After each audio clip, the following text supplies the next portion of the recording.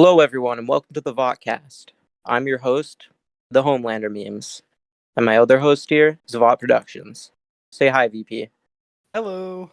Today we have a very special guest star. She's known for her insider information and great posts. She's got 23.6 thousand followers on Instagram. Say hi, Vought HQ. Hi, everyone. So today we're, of course, going to be talking about The Boys, us being your favorite and probably the only boys podcast you listen to. But first, we're going to talk about Vought HQ. Who is she? She currently has 23.6 thousand followers, right, Vought HQ? Yeah, I think so. It's crazy. Never expected that. I know what you mean, being the Homelander memes. Yeah, yours is like maths. Amazing. You're also number 2 in the fandom, basically, right? I don't know. I thought Butcher memes was, so surprised at that. I know. I actually thought it was Butcher memes too, but I checked tonight, and you are ahead of him. I feel like it should be Butcher memes. I feel like they're definitely a lot better. So I'll gladly give that over to them if he wants to. Nah, definitely two different types of accounts, really. Yeah. I mean, he's a meme page, and what would you say your what you post is? Like, what do you primarily try to put out there? Mostly news. That was why I started the account, was just news and mostly focusing on the superhero side of the show. Yeah, obviously everyone knows did post spoilers, not so much anymore. So yeah, just mostly just news and any kind of pictures or anything that I think's interesting that the fans might like. Giveaways sometimes, I'll just put it on there. There's no real plan, I'll be honest. Right.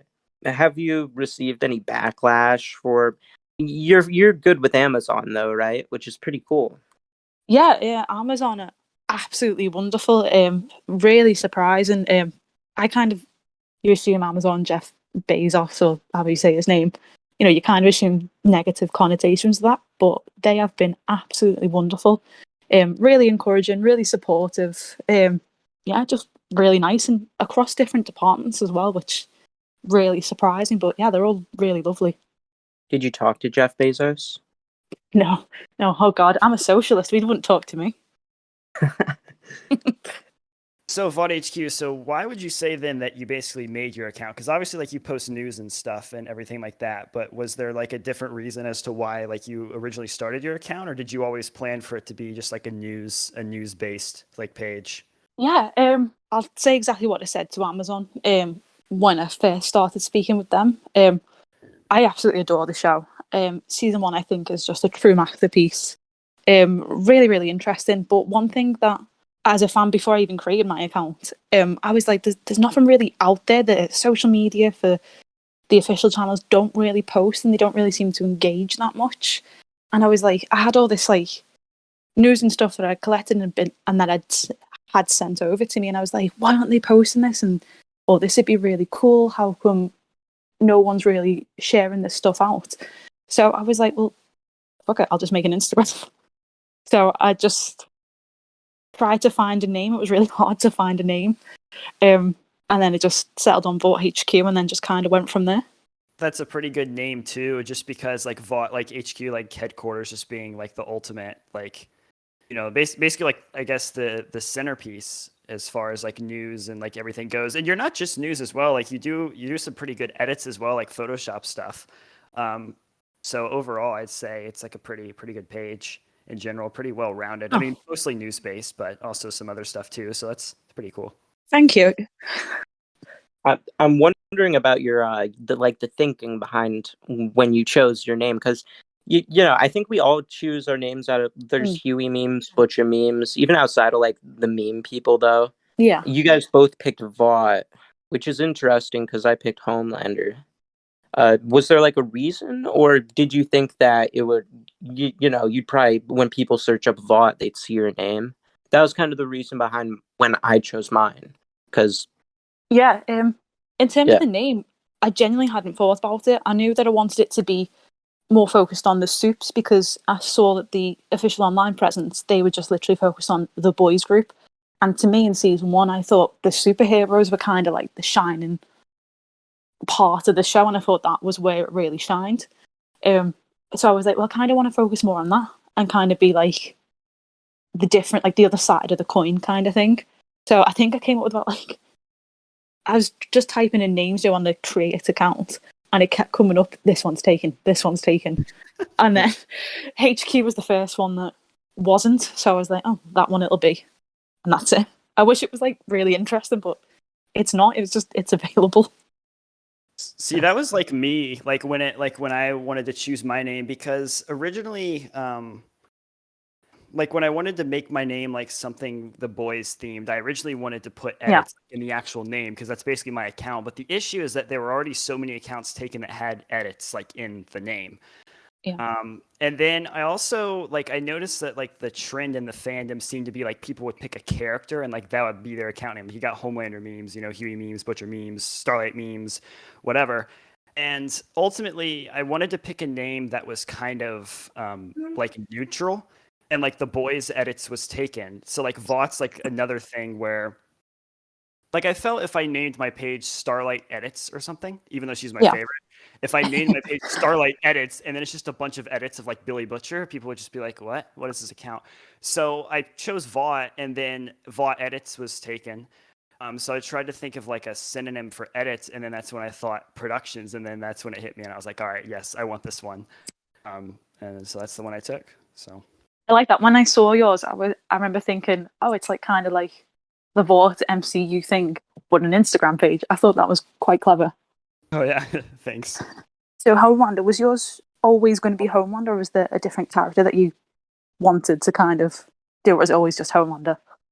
Well, honestly, I thought about doing something Vought related, but I mean, like maybe on like the back of my mind, but it was always like I was like, I'm gonna make an account called Homelander Memes, and then I knew like I don't know, I just had like this feeling about it, like I was just like I think I might go somewhere with this, because I noticed there wasn't, like you said, there wasn't much of a presence on social media at the time when season 1 dropped. I think like I was one of the first few, and that's probably led to my success so far. And how long did it take you to make your account? Because you're a pretty large account, so I assume you made yours fairly early. Oh God, I think I made it sometime in, I think it was July, because I think I posted not too long ago about it being the first year of my account. Right. Yeah, I think it was June 7th or 8th, actually. I think it was. How long So is that after? I don't remember, because I remember. That's a year. That's a year after season 1, because season Oh 1 was damn! July of 2019. Oh. Right? Yeah. Oh shit! Yeah. Damn! I didn't realize I was that late. So our accounts are actually like mine and yours are only like 3 months apart, I think, because I started in September. Like I was at the tail end of September. So you were still pretty new. And I remember when I joined, like you were already pretty big. So like I kind of assumed by the like how big the account was, you'd been around for a while. Like I remember when I first saw your account. So that's interesting. I still don't know how that happened. I genuinely have no idea how mine grown, because I could see why like someone like yours, Homelander, would grow, because it's memes and it's really funny, it's really creative. I genuinely did not think mine would even come to a fraction of yours. I didn't think mine would come to a fraction of what it is a year ago.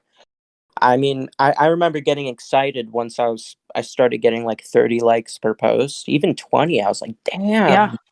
And I guess it gets to a certain point where you just kind of accept it, but it just feels so unreal. Yeah, does yours still feel unreal? Mine does.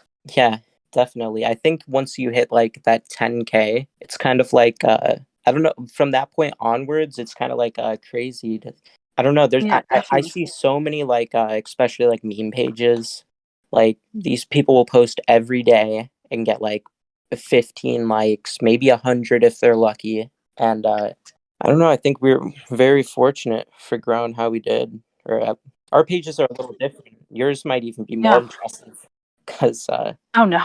well, memes are a hot demand, but I think the boys' content in general was and kind of has been in high demand, and you kind of gave people what they wanted. They wanted stuff about soups and things that should be posted by the main account probably, but aren't. Yeah, no, I can see that. For me, it was just I couldn't understand why they weren't posting it. I mean, I think the season one success. I mean, the show is fantastic, but I really think the season one success is mostly to do with the fans and that obviously meme accounts, edit accounts, things like that. Without people seeing that and seeing this presence online and going, "Oh, what's that about?" and then checking it out, it wouldn't have Right. the reach it has. I don't think. Right. If that makes I sense. Yeah, I think we helped them, honestly. Like, I think the Yeah. show is literally more popular because of pages like us. Be- because Yeah. I never saw anything before, and Vought Productions here is literally the only page that makes strictly the boys' video edits. It's like Exactly. there's a demand that's not being met by, like, I don't know. I feel like the show should recognize accounts like ours, don't you think? Yeah, At I feel least in like some. yours definitely deserves more recognition. I feel like behind the scenes, mine has just because of how much I'm in contact with people on the Yeah. show and in Amazon. So I do feel like I kind of have, and it's not just because I know my account is monitored by Amazon. Um, it's because I do have that interaction. But I feel like ones like yours, especially with your huge following and also with the effort, Vault Productions makes, I'm with you there. I feel like, yeah, definitely should have some there. But one thing that I think me and you have spoken about Homelander a little bit in just like through DMs is just I'm really glad that the fandom seems to be coming together lately, especially me and you know what I mean? Really coming together to help each other out instead of it being a competitive place. I don't like that. I'd rather people just come up and support each other, if that makes any sense. Right. And like a lot of fandoms, though, there's the bad apples, and Yeah. it can be infectious because I don't know if you know, like, the Star Wars fandom and stuff like that. I've only heard of it, but They're probably known as like one of the most toxic fandoms, just yeah. because, yeah, there always are. It's just real toxic, and I'd hate for the boys' community to ever turn out like that. Step a foot in sometimes if I see it. Yeah, no, And because I feel like we have such a, like, we have literally the sway to, like, help make things better and not let that happen. yeah, I feel like you have more sway than me. I will help you, of course, but I feel like you definitely have more. Well, being the second largest account, isn't not worth nothing. Yeah. Y'all are just over here talking about number one and number two accounts, and I'm over here like just cries in 1K. Cries in Hey. 1K. Look, 1K is still amazing. Seriously. I appreciate every single follower I've got, and just the fact that people take time to look at my page is weird enough for me. But I don't let the follow count add to my worth, if that makes sense. Like, I just put stuff out there for people to enjoy. If they like it, great, that's fine. And that's what I like about your accounts. You're doing that for you, not to get clout, if that makes sense. Yeah. And I think it's really cool too. Like, I'm definitely really appreciative of the people who are like still watching like edits that I'll put out, because the show, like, I've had like the same footage for like ever since season 2's finished. It's been working off the same footage, and there's only so many different times like you can do an edit of like Butcher or Starlight or like just a general like action edit, because Yeah. there's actually not too much to really like pull from. There's only 2 seasons of the show.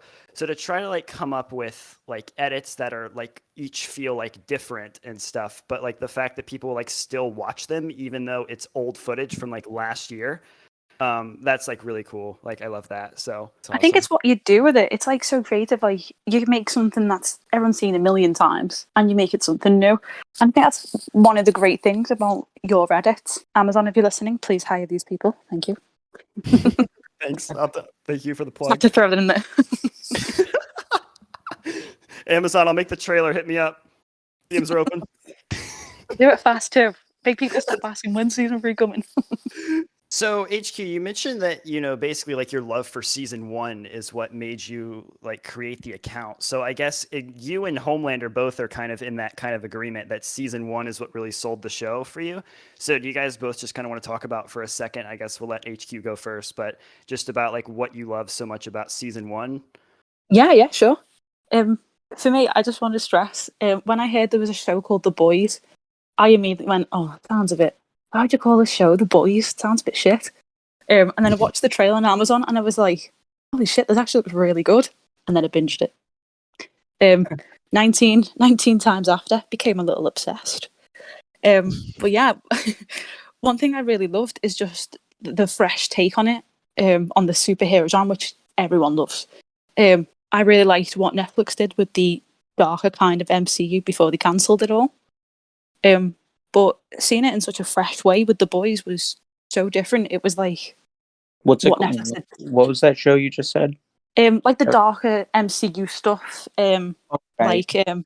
Like Jessica Jones, Daredevil. I've not watched Punisher yet. I don't want to say Iron Fist because no one fucking liked Iron Fist. But yeah, so when I saw The Boys trailer, I was like, it was the bit where A-Train runs into Robin on the trailer. I went, oh my fucking god, that looks amazing.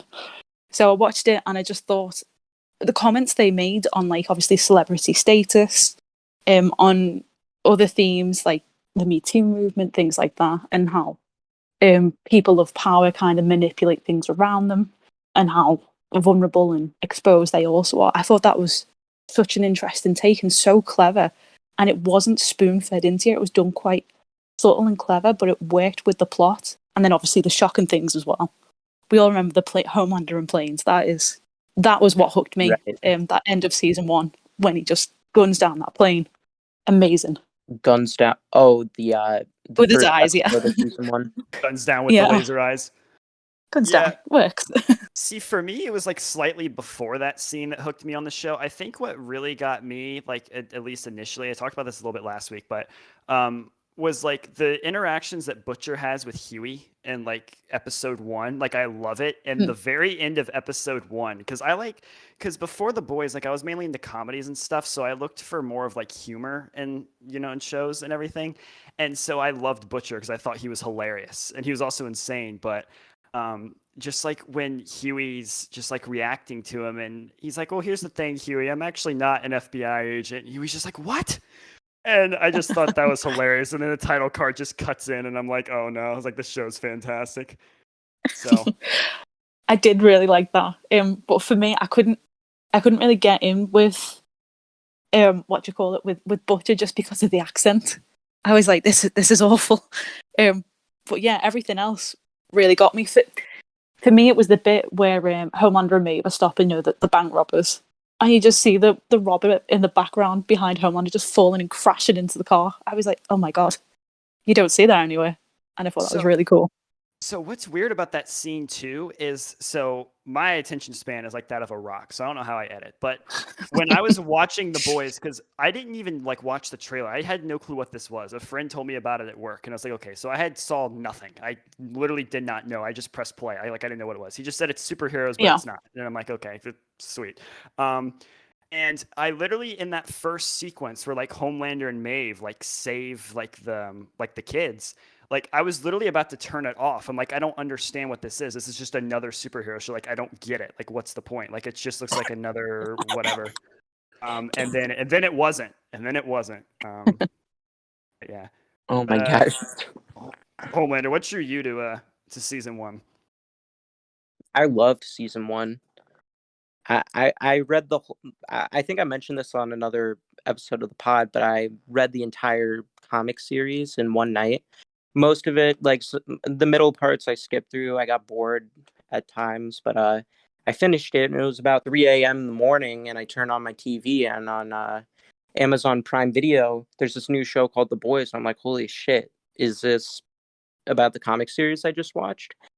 And I click on it. Sure enough, I see Homelander there, and I'm like, damn, that's Homelander. And then I see that it literally came out that same day. What? Yeah. So I was like, holy shit, I gotta watch this. So I turn it on, and I was like, holy shit, this is an amazing show. And I love that. I was scared. I was scared it was gonna be like a shitty CW type, just live action mess.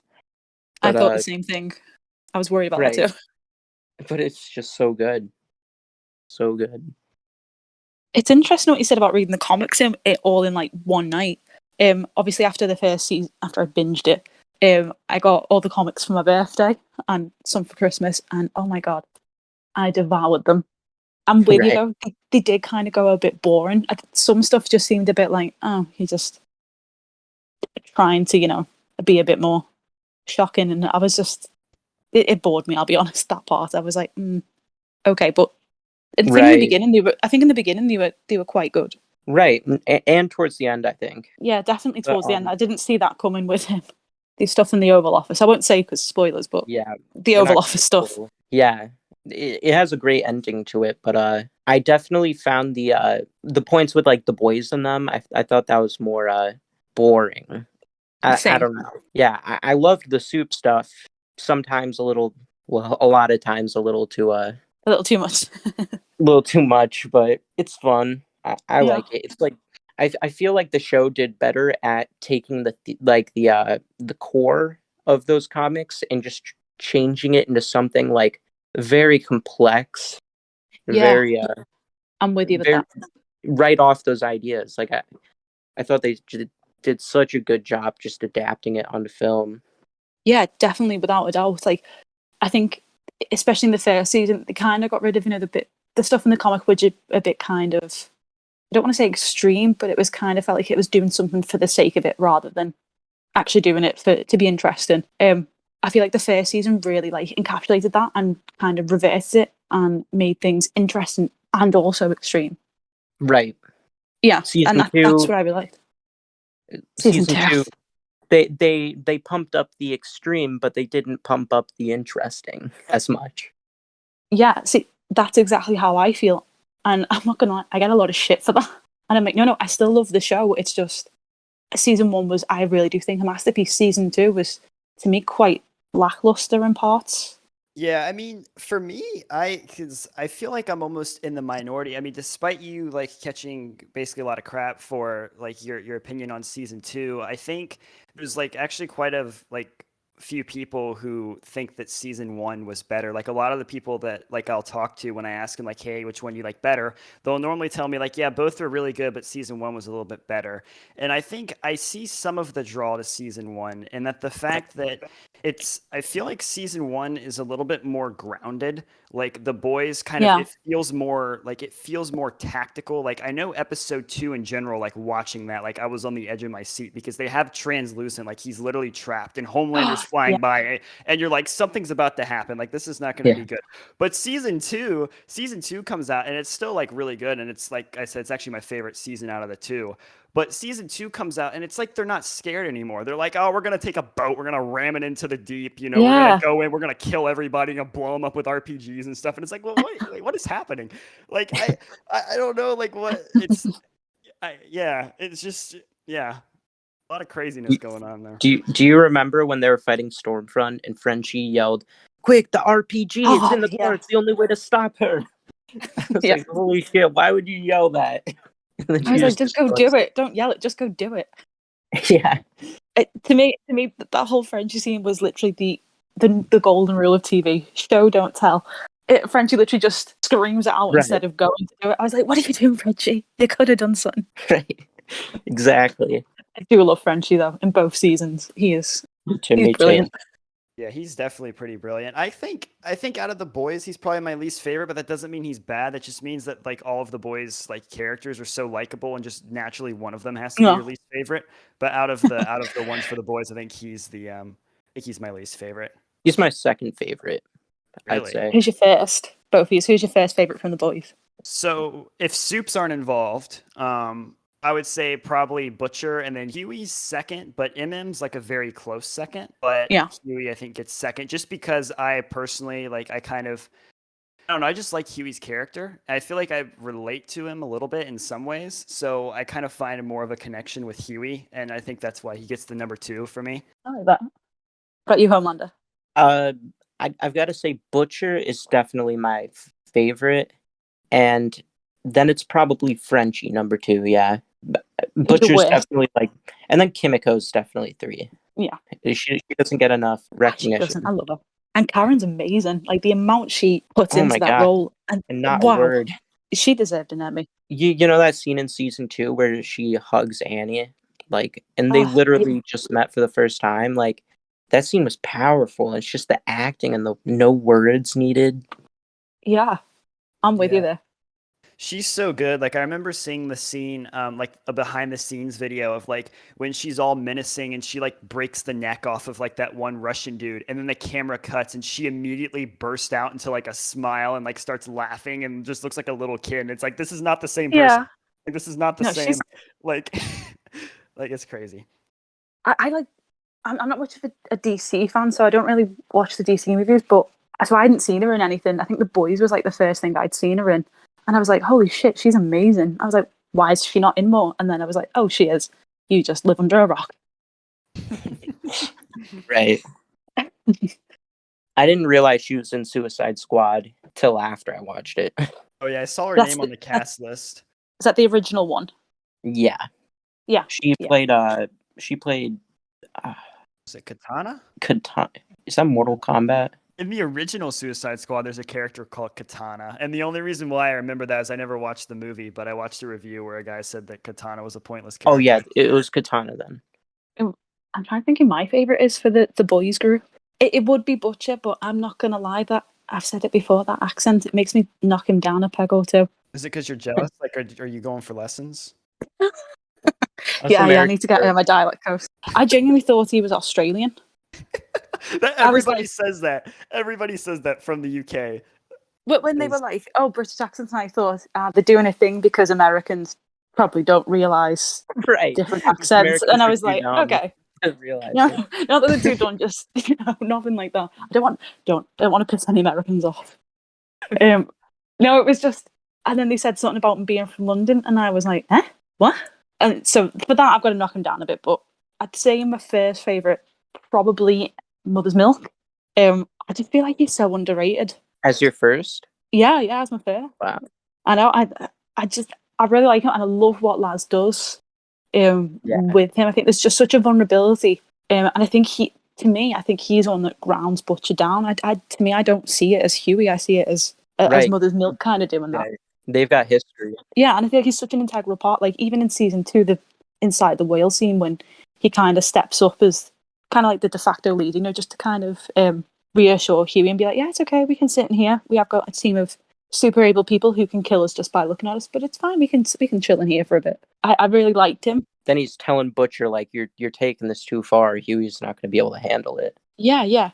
And I think maybe that at that point, maybe they knew that like was doing such a great job at like being the moral compass, because then they make him say a line to Butcher that they're like, Huey's your canary. Like they basically kind of force that back in, which is interesting because I hadn't really thought about that too much before. Because I think the show wants Huey to be the moral center because he's the person you see the story through. It's his girlfriend getting run through is what starts the whole thing. So. And then he's like an innocent guy. So if he's not the moral compass, then it becomes kind of weird because you're supposed to almost see the show through like what happened with him and Robin. Yeah, I don't think he should be, squeaky clean. Like I have reasons to dislike Huey. I just wish the show would address those reasons. Yeah, Huey's probably my least favorite. At least in season 1, he was my least favorite. I'll be honest. Season 2, he was probably one of my least.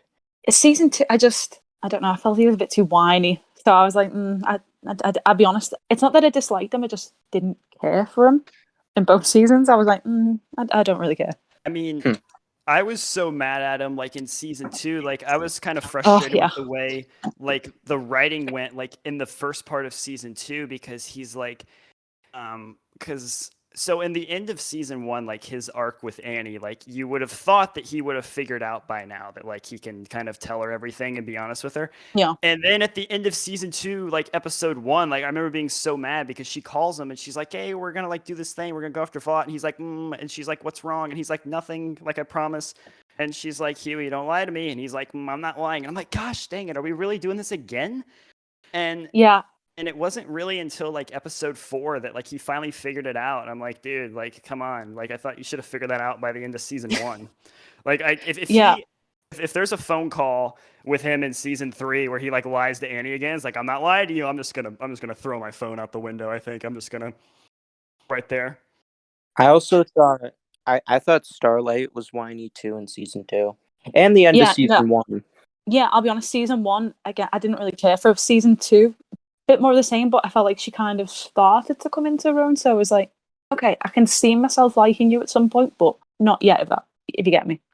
Yeah, I'm sure VP can argue with you all day. I think we have a few times. I like to say passionately discuss. Passionately discuss and agree to disagree at the end of the day. Yeah. No, okay, so wait, so let me ask you this then: do you like Savage Annie, or do you like the normal, like season 1 or season 2 Annie? Which one's your favorite? Oh, And then do you like Savage Annie? I guess it's 2 questions. Wait, can you explain Savage Annie? yeah. Which one's Savage Annie? You don't. Okay, so Savage Annie is like I don't think kind anyone of like knows. in the Like that, me and Homelander were just silent when you said Savage Annie. We were like, okay.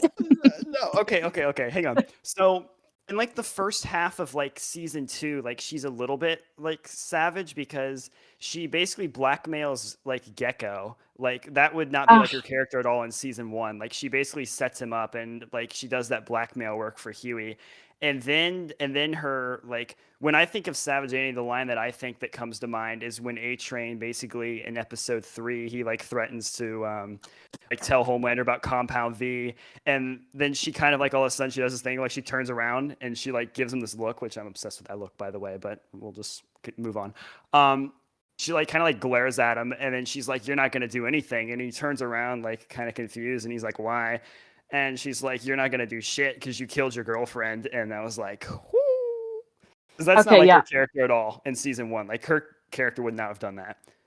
So she stood up this for might herself shock you. more, I think. Yeah, Okay. this might shock you, but that's actually probably one of my favorite moments of season 2. See, I don't hate season 2, I just don't like it. But yeah, that was probably one of my favorite moments in season 2. Moment?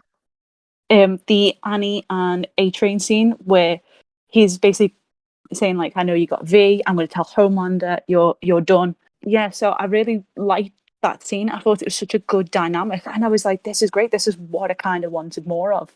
And yeah, it didn't really do anything after that, but I really liked that scene, and I loved the bit where A-Train says to her, "You don't understand. You've kind of come from a background of privilege, like financially, also socially, and stuff like that. You don't understand what it's like to struggle in the way I have." I thought that was such a good scene because you could see I thought you could see in Annie's face. She was like, "Oh yeah, I don't understand. I am still fighting for good, but still not understanding that some people can't in the same ways." He made her speechless because I feel like she's very self-righteous often. Yeah, And I'm with you there. yeah, it was cool to see her kind of called out, but she never really gets called out again later in the season about anything. I mean, yeah. I will say there are definitely negative aspects to her. I mean, I do think, I am able to still see the bad sides of her character. I think one of them is, I still think she's kind of a massive like hypocrite when it comes to like you look at season 1 and she's like, "Oh, like the Seven's such a bad group of people, like I don't want to be here." And Huey's like, "Well, then why don't you just leave?" And she's like, "Actually, I don't want to leave," because she kind of like likes the fame and attention almost. So she kind of has this like ego that like she fights where like she doesn't like it, but at the same time, like, because she gets in like a spat with her mom where she's like, "I never wanted any of this. This is what you wanted." But it seems to be very clear that she still wants it. Like she could very easily walk away from the Seven, and she did. In season 2, she walked away from the Seven, and then she decided to join back again, which to me is completely stupid. But I would argue that the fact that she joined back that time was the most selfless thing she's done probably in the whole show. She went back for the boys. She didn't want to go back for herself. She was scared shitless of Homelander. That's why she went away in the first place and got her arm drilled into to get the tracker chip out. I thought it was like it kind of set up for me like, okay, maybe she'll stop whining this next season. She's going to be on the same page with the boys, and they're going to get shit done. But Vought knows what she's up to, though. That's my thing. Is like she's going back. Like it's not like her season 2 arc where she's working like in the shadows and Vought doesn't know. Like Vought very well knows what she's doing. So like I don't understand like what her being a. Of course they know. I feel like in season 2 they should have known, like given how like influential and how Vought is everywhere. But it seemed like she could just easily like, yeah, I'm just randomly going to this cousin who you don't really know. I'm a valuable asset to you financially and in other ways, but you're just going to let me walk off.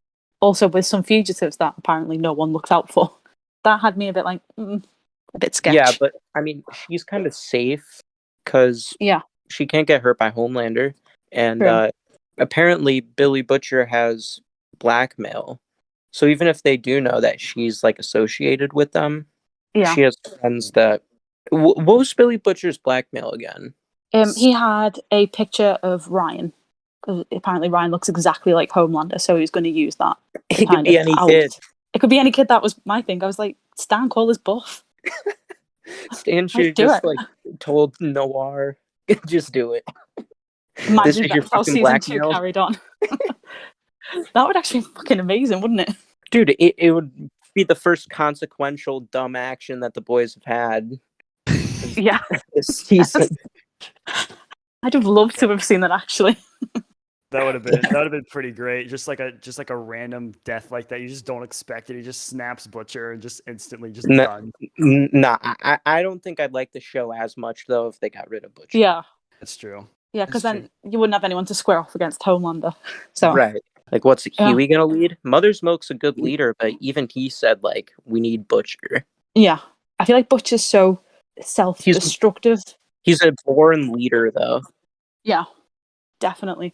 He is self-destructive, and I'm wondering, since he has no reason, his whole reason behind wanting to hunt Homelander was because of his wife Becca, and what happened to her. So many thoughts on that. But now Becca's dead, so everything that he's doing is just going to be for revenge, for the sake of revenge. I feel like we might see him go on some kind of destructive rampage, truly be unleashed. I don't know. Yeah, I think we're going to see a darker side of Butcher. I think we're going to see a Butcher that's more evil, more like in the comics. You know, that's not even a spoiler because in the comics he's less empathetic. He's more of just a son of a bitch. Yeah, he kind of just does it just for doing it. He doesn't care who he hurts, and he'll do it anyway. That's what I liked about him in the comic. I it's kind of what made me like the character in the show because he wasn't such a horrible person. But I want to see him. I want to see him like get to that point. The thing that doesn't make sense to me about the way they handled like Becca's situation is because it's from my understanding in the comics she's dead the whole time, right? Like you just start the comics off and she's dead. So to me, it's really weird. I mean, I guess it was for like marketing to like try to make the show look different for season 2, but it's like it's almost like it's a slap in the face to people who liked Becca because essentially it's like the character's dead, like she was dead. You're bringing in a comic like adaptation of the show, and you assume that she's gonna be dead. And Butcher's like, if it's to fridge her character, which is what it was to fridge her, but Butcher already had the motivation anyway. So why would you need to bring her back just to kill her anyway? Because essentially all you did with that is you like teased people the idea of, oh, what if we're actually going to do this differently and Becca's going to be like part of the boys or something. And what do you mean he didn't have the motivation? I'd have loved that.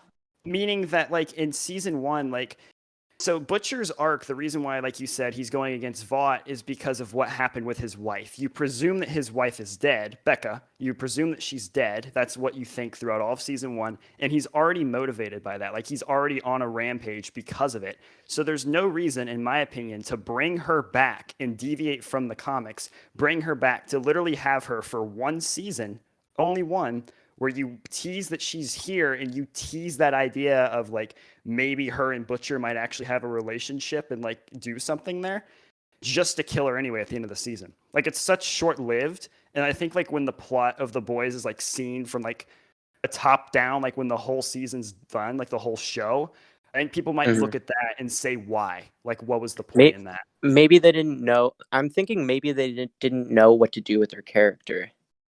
Because what's her plot point after this? You know, take care of Ryan, or they fridged her.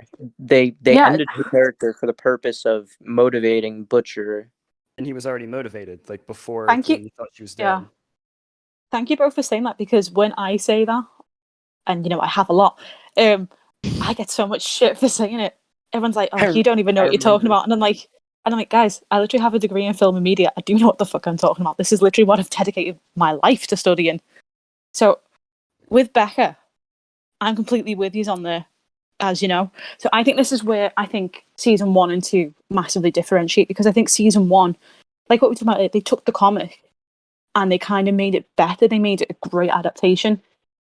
Season 2, I think they started to cram the comic back in, and it kind of create this disparity.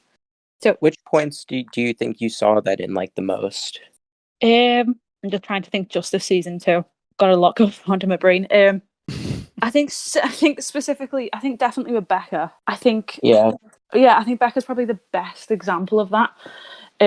Yeah, because I think even just like narratively, season 1, obviously narratively speaking, I think it was so much better. It had the Supes and the boys so seamlessly intertwined, even if it didn't seem like that at the time until the finale.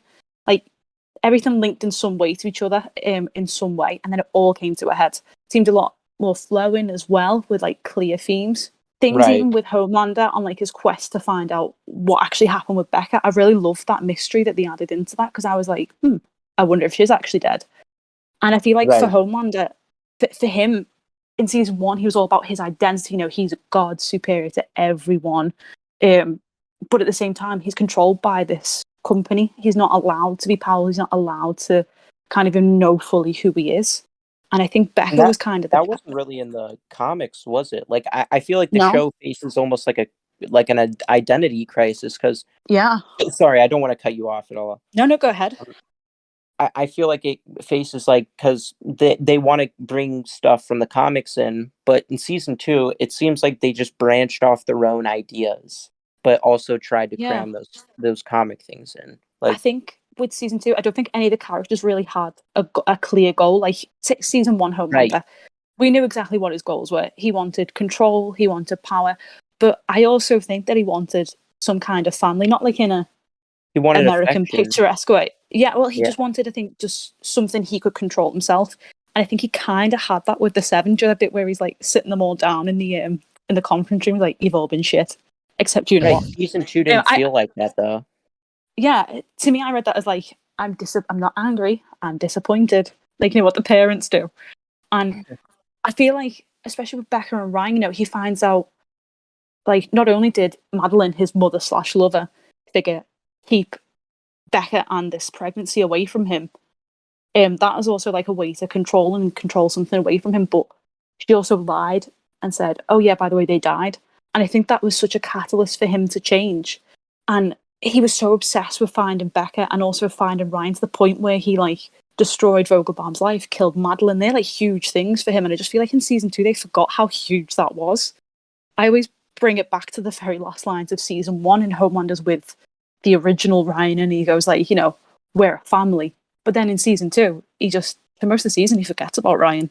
He's like, oh yeah, Well, I've got a son.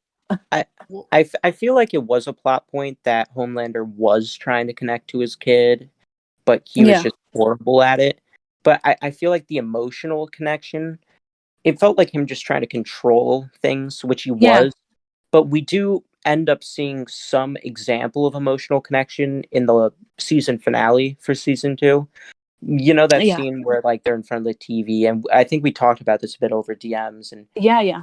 he holds his son, and you actually see like for a moment he's feeling genuine emotions that he probably hadn't felt since Madeline, but they Ever. were real. Like he Yeah. knows this kid isn't lying to him. This is like, I don't know. I felt like that was such a big scene. Yeah. I love how confused he looks at that at first as well. He's like, what's Yeah. going on? And then he He's kind not of, it used just, to this. yeah, he Yeah. looks awkward with it. And I thought, this looks great. My thing with Homelander in season 2, I attribute it to like, you know, when like parents break up and, you know, the dad always complains on social media, oh, my ex won't let me have the kids, and he's actually not even asked and doesn't even turn up. I kind of put Homelander in that category, because it was like, he never bothers with Ryan after, you know, the whole roof incident. He never Only even... comes there for himself, like just to Yeah. control. Like he Almost doesn't toy with care. Becca. Like he basically Yeah. goes there to toy with Becca the whole time, and yeah, and even like Mhm. his scene, I don't know, like his scenes with Ryan are like, I don't know, to me, like they were just weird. I think like Homelander in season 2, I think weird is just a way to describe it. Like it's just like it was almost just a little bit much. Like you have that scene where he's like Cameron was great drinking. though. The actor for Oh, it was Ryan, so he was good. great. Yeah.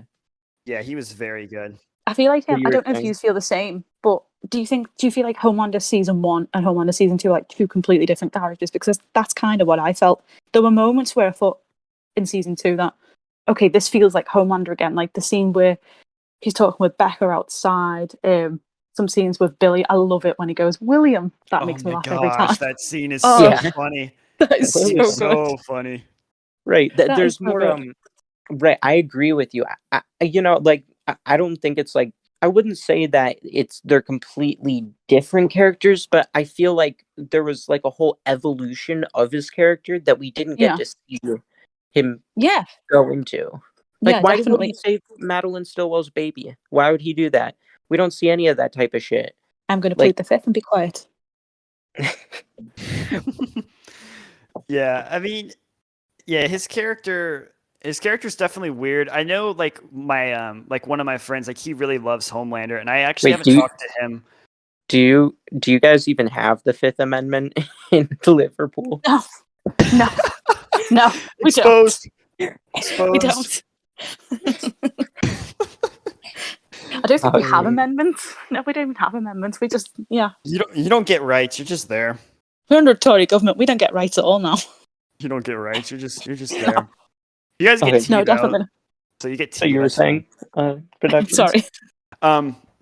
But yeah, I have a friend who really likes Homelander, and I haven't asked him if he likes the season 1 or season 2 version, but I know that one sequence that he was really pissed off at is the dream sequence when he lasers the protesters, and then like it just turns out Yeah. that it was just like a dream. Like he was so mad at that. He's like, and he was really mad about how easily Homelander is manipulated by Blackmail. And I know he was pissed off at the Yeah. season finale too, because he's like, there's no reason why Queen Maeve just, and I'm pretty sure I watched the finale with him. Like we were talking, like while we were both watching it, and I'm pretty sure when Maeve came, he was like, "Oh, come on!" Like How'd he she was get so there? mad.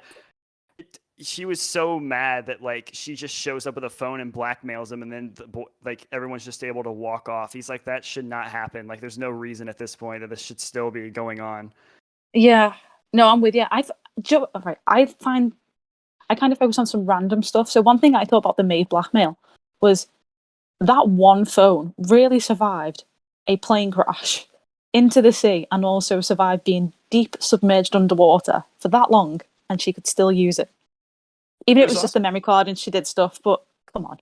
Oh That is wait, but true. she might have they might have texted it to someone before they Mm. died. That's what I was thinking. That's what I Yeah. just assumed in my head to fill that plot hole. But You're just fixing the plot holes just subconsciously, like, yep, no, that just Nobody happened. fixed that. Flex seal the plot Yeah. holes. That's what we're doing. Yes. One thing I noticed too, like a very small thing that I picked up in her dialogue. I think it's a pretty common theme that like everybody basically hates like Huey and Annie being together, and Maeve is like one of those people. And like one small thing that I picked up like in her dialogue when she's like threatening Homelander is she says you're gonna leave me and Elena alone. And then she just says, and you're gonna stop harassing Starlight, but like she doesn't say anything about Huey. I was like, She's like, and I kind of picked up on that. I was like, wait a second, like she doesn't care about Huey at all. She cares Huey's about fair Maeve, game. Elena, and yeah, Huey's fair game. But I don't know. well, I thought it was kind of like assumed because she knew the situation with Starlight. Like leave Starlight alone to do her shit with Huey. like, kind of don't hurt her and don't make her hurt kind of thing. Right, because if Homelander killed Huey, Starlight would freak out, and Maeve would probably pull the trigger. Yeah. Yeah, it's gonna be crazy. It's gonna be because right now, like, there's so much tension building up on the show that, like, as soon as somebody dies, it's like somewhat important. I feel like it's just gonna get absolutely insane. Because so far, it's like nobody really like super important has died. Like they've killed off people that haven't had much screen time. Like they killed Lamplighter, but it's like you never had screen time anyway. And then they killed like Shockwave, but it's like, okay, like who cares about Shockwave? I felt like Lamplighter had so much potential. Oh, I'd have loved Lamplighter to have more. That'd been so cool. Yeah, it would have been really cool to see him like with the. I think they had a really good opportunity with season 2 to Yeah. like make the boys' army like so much better, and they just like killed they killed Becca, they killed Lamplighter, they made Annie go back to the 7, and it's just like now you're left with the original team again. Like imagine the boys if you have Annie like that sticks around with them instead, right? You have Becca, so you have Becca, Annie, Lamplighter, Grace, and then the whole team of the boys. Like that's a pretty good squad. You got 2 soups or 3 soups Yeah. because Kimiko. You got 3 soups with you now, and then you got like Butcher, and then the rest of the boys. It's like that's a pretty solid team. But no, you just killed them Yeah, all. that It's is. like, okay, fine, I guess. We're back to square one. We've gone Like, nowhere. like before I knew what was happening, I kind of thought because they recasted Lamplighter, that maybe he's going to be a bigger role, and I think everyone kind of assumed that too, because they had cast an actor in season 1, but then obviously they recast to Sean Ashmore, and he was a fantastic job. So I thought they were going to kind of do a bit more with that, and I thought, are we going to see like a soup turn against the 7 and like against Vought and turn the back against all that? But no, just to kill him off. Yeah, that's very frustrating because that would have been cool to see him like alive in season 3. And I think even Kripke admitted in an interview that like he kind of regrets doing that. I'm pretty sure he said that somewhere. That, like he's like, yeah, we probably messed up with Lamplighter. And you can't really bring him back. Like there's no gimmick with that, at least that I could possibly think of that you can find a way that you can say that you brought him back. I mean, you can write anything in, I guess, if you truly want to, but I don't know how they would do it. Yeah, I'm thinking we literally saw his charred body and Huey kind of stole his hand from his dead body. So I don't think he's coming back. I don't think he's coming back. No, maybe not.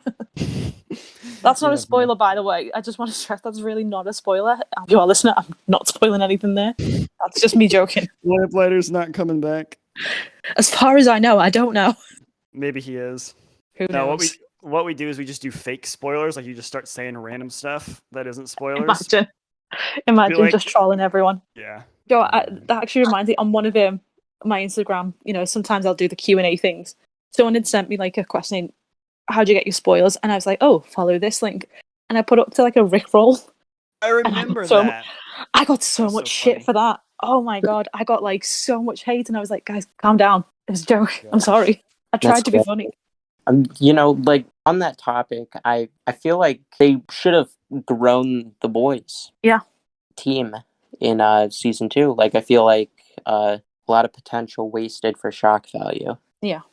And there is one thing I wanted to mention because I thought I kept this point in the back of my mind when Vought HQ mentioned it earlier. You mentioned that in season 2, like a lot of the characters don't really have like defined goals. But yeah. I kind of disagree a little bit because for me, like season 2, like my favorite part about season 2 was the character arcs and how they turned a bunch of them on their head. Not necessarily Homelander, but like I like how they took Butcher and they made him almost like softer in a sense. Like they made him more vulnerable. And they made Homelander more like psychotic. Yeah. And I mean, with Huey, it's very clear what he wants. He wants to. He's the one that wants to really take down Vought this time, and he also wants Annie. Like those are like the 2 things that like he wants. MM wants to go see his family. Like he makes that very clear. He's like, look, like if I don't get to build this this dollhouse, like you're dead. And then Frenchie really wants Kimiko. Kimiko really wants to go after like Stormfront basically. And then Butcher's just sometimes I don't know what Butcher's doing. I mean, he's trying to find Becca, but after that, he's just kind of he's just being Butcher. He's just doing stuff. So he's just butchering. But I think all the characters have pretty decent arcs. I mean, Huey, at least early on, is like very determined to like be the leader, and then he's not, but he still is like trying to be the leader. Yeah. No, yeah, I see what you mean there. Yeah, I do agree. I think there's a common misconception that like people don't like to be disagreed. I love it because I feel like if you're gonna have a discussion, what's the point in everyone just agreeing? I'd love for someone to go, no, I have this viewpoint. It's interesting. So I do actually. I do think you're right, actually, about the goals, about they all do have the goals, but I just feel like that wasn't worked into the narrative as best as it could have been, like into the plot. If you kind of get where I'm going. That's fair. I mean, I'll say, like I'd say definitely the pacing of it is kind of off a little bit too, like how it's spread out. But I'm with you there. the weird parts I liked about season 2. It's just I just feel like it. Like I said, in compared to season 1, it was just quite lackluster. Like Homelander's my fave. I'm a sucker for a psycho character. It's a thing. Let's not shame. So season 1, he was like really menacing and like, but also charming. I thought it was this like really interesting. Missing Anthony Starr is phenomenal actor. Especially in season 1, I thought he really was amazing. Season 2, I just felt like Homelander was, I think I said this to you before, a bit of a wet blanket. He wasn't really as menacing as he was in season 1. To me, at least. I was gonna say, can you Americanify that word for me? Wet blanket. I don't know if it's just like a Scouse thing, but basically just kind of like just a bit shit, a bit bland. Basically, I just thought there was like there were scenes where I was like, oh my god, yeah, we're back to Homelander, we're back to this menacing, kind of scary guy, and I was like, this is, but with the mix of charm, and I was like, so this is kind of what I liked, and I wanted more of that. And I thought we were going to get like a more unhinged one. And it just seemed like he was so easily like manipulated and put down by everyone. And I was like, mate, you think you're a god? You think you're better than everyone? Like, show them, do something. And he didn't. Yeah, no, he was definitely easily, he seemed to be like easily controlled, but not in the same way as it was done. Because like season 1, I think when they showed scenes where he was being controlled, it was done very well with like Madeline Stillwell. And I think the way that like they tried to do it in season 2, like, I mean, it still worked, but I feel like Stillwell did a much better job showing how like Stillwell could control Homelander than like anyone else, like trying to control him. No, definitely. He went like he would flip back and forth between being like super erratic to like super controlled again to like super erratic. He's just like bouncing all over the place, like it doesn't taste right. I like in season 10 though. Season 10? I like, something we don't. Send me the DVD. Send me the DVD. He's got a source. I plead the fifth. Amazon and I have been talking. All right, cool. I feel like in the season finale for season 2, we got to see more of that, like almost like at Vought World. I feel like we saw more of that Homelander that cared about his son who was having a panic attack, but also we saw him talking to the fans, and he does love that, and we see that in season 1. But I don't know. I feel like a lot changed. Yeah, I mean a lot of his scenes, like he doesn't. Now that I think about it, he doesn't really talk to the crowd much in season 2, does he? Because in season 1 he talks to them a bunch, and I think that's what makes his character like makes you love him and hate him because he's so good at it. But you're also like, oh, this guy's so full of garbage. Like like there was no times where he was actually charming. Right. Yeah. I think it takes away from the character a little. Yeah, and I just want to stress we're not shitting on Anthony Starr. He's a phenomenal actor. It's just purely on like just some parts of which would have been better. He should have gotten an Emmy. I'm really surprised he didn't get one for production design. I think the production design of this show is phenomenal. Like I'm just like they were robbed, absolutely robbed of production design. See everyone, I do say nice things about season 2. Sorry, had to. But yeah, no, I think a lot of people in season 2 did do a phenomenal job. I think Aya Cash, she is very underrated. And I just want to stress, me and Aya Cash have spoken at length about season 2, about my viewpoints, her viewpoints, and she is absolutely lovely. It's interesting to get her take on things, and I still think she did an amazing job, especially given the character and how much of a piece of shit that character is. Yeah. All right, let's move subjects before someone starts mass reporting me again. We won't let that happen. No, don't worry. No one's going to mass report you. Oh my gosh. Let's move subject. That's fantastic. So, yeah, I feel like that Homelander switch was quite sudden, but such a good performance from Tony Starr throughout especially in the season finale. I keep talking about the season finale, but I really can't talk about it enough. Oh, I love the season finale. When he's like laughing and kind of like going really unhinged when like Ryan's refusing to go on, I thought, this is what I wanted to see. Give me more of that. I want that Homelander. It's so complex. Like, he's not just being a bully. Like, he's just messed up in the head. Yeah, and I also think to him, Homelander, like, not Homelander, sorry, for Homelander having Butcher, who's like nothing to him, he's ordinary, he's human, being in the way of his son and also having that power over him. I think Anthony just did amazing with that scene. Yeah, that scene is It's so good. Like it's so gripping because I think every character there, it's just like it emotionally pulls you because Anthony's like, or Homelander, like he's starting to completely lose his mind because at this point, like his lover's dead now. And then Butcher's losing his mind because Becca's dead. And then Homelander, he's like trying to get Ryan to like come over to him. And I think it's so powerful how Ryan like walks over to Butcher instead. Yes. And then also where Homelander, like he kind of has that conversation with Butcher. He's like, are you really gonna like let this kid be with you? Like he literally just murdered your wife. And I think that's kind of like the change in Butcher's character because I feel like maybe season 1 Butcher would have tried to kill Ryan, but season 2 Butcher is like, no, I promised to Becca, like I'm gonna take care of this kid. And Homelander's just like, all right, fine, have it your way. And that scene is so good and it's so amazing right until Maeve shows up. And then it's just like, dude, he was close to killing Ryan. He was close. But that was the cop out. I guess they had to do something to cop it out because otherwise, I mean, Butcher would have died, right? I mean, they would have had to kill Butcher in that. Wait, what was the cop out? Maeve showing up with the phone and being yeah. like, "You're not gonna tell anybody anything," or something. I like Maeve, but at that point, I think I rolled my eyes too hard. I was like, "Oh, here we go." Yeah. I was like, another blackmail point, really. Season 2 ending in general, I absolutely loved it because like episode 8, because I really respect what they did in terms of like all of the fan service stuff that they did at the very end, because they could have very easily just like cut the camera as soon as Homelander does like the "We Are Your Heroes" like conference thing. Like they could have just cut it. Like that would have been a fine way to end it. But then they have like all like the extra stuff after. The fan service.